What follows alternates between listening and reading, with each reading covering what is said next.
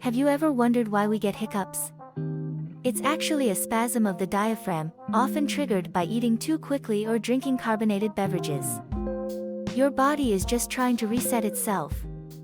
Then there's the classic stomach growl.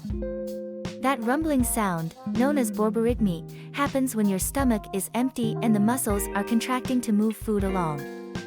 It's your body's way of saying, "Hey, I need some fuel." And let's not forget goosebumps. When we're cold or scared, tiny muscles at the base of hair follicles contract, causing those little bumps. It's a leftover response from our ancestors, making them appear larger to threats or helping to trap heat. Fascinating how our bodies react in such unique ways.